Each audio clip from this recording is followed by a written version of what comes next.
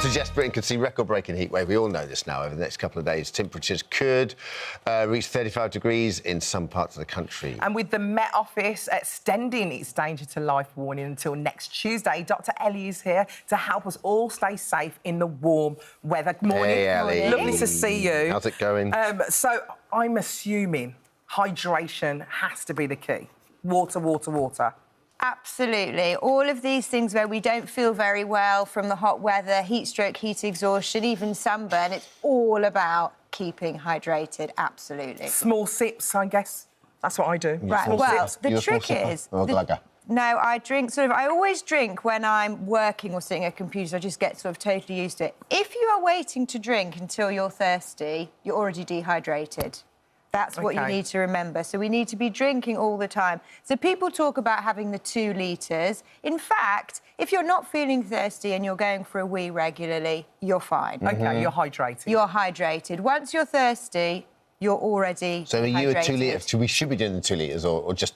Well, it's all different because you might run around in the day and I might not. So you might need a lot more than I do. You might work in a cooler environment, depends how hot your house is, what size you are, all of that sort of stuff. And that's 2 litres so that is 2 litres. But what I'm saying is if you're going to the loo regularly and you're not feeling thirsty, you're drinking enough. We touched a little bit on this with Dr Chris the other day. In terms of heat stroke and heat exhaustion, what are the big watchwords before we get into our hydration? What are the big... Is it just not doing as much and just taking it easy, especially for more vulnerable people? Yeah, so I've seen sort of in the past few days, like, people out in the middle of the day exercising. Like, of course, it's great to exercise, but not in this weather. Yeah. People are just going to get heat exhaustion, which is where you feel faint and dizzy and headachy and you have to sort of cool off. Your temperature can even go up. So it's really just about being a bit more sensible. You want to exercise, you go out, you know, 10 o'clock at night, it's better. And particularly, as you've just mentioned, by the way, the more vulnerable people, so kids under the age of 5 and our elderly. Yeah. So, in terms of dehydration, we always... with our hydration, obviously, as Alison just said, you know, sipping loads of water and stuff. Yeah. But, you know, when you're dehydrated, we learn that, you know, we don't have enough salt in our system or whatever. So should you be taking on more salt, or will that make you more dehydrated? No, so your kidneys do all of that. They sort of control everything, and that's why we sweat it out or you pee it out, and our bodies use salt to either hold on to or to expel water, you know, maintaining our levels of hydration. So it's best not to take in any extra salt. I mean, I don't think people need to have these drinks like sort of rehydration drinks or electrolytes or isotonic.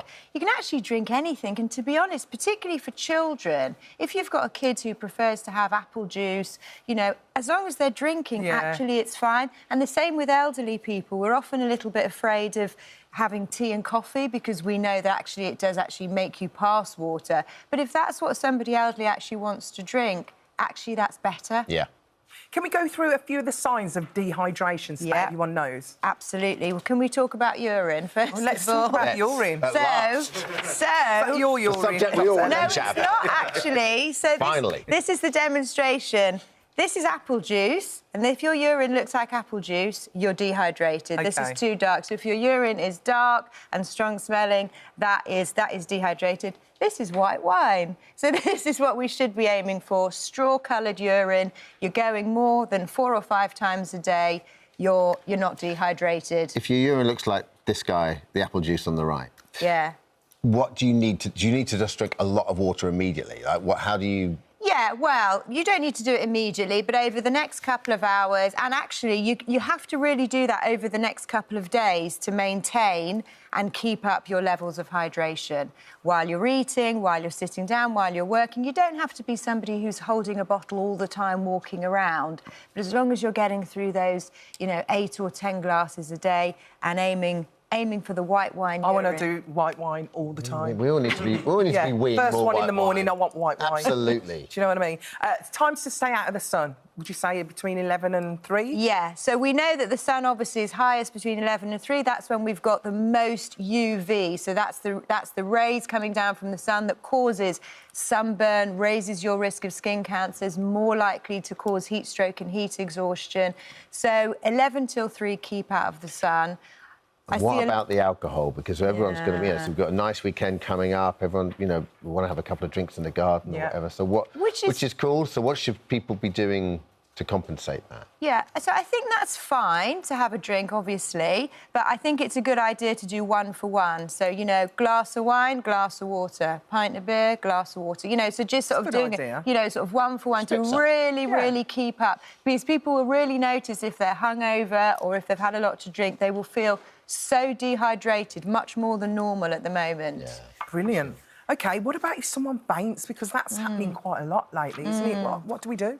So, obviously, people are much more likely to faint because of dehydration, and particularly more vulnerable people, people on medication or elderly people. So, often it's what's happening is your blood pressure has dropped. So, it's like being a sort of wilted, like being a wilted plant. So, let somebody lie down where they're safe, obviously on the floor if necessary, into the recovery position.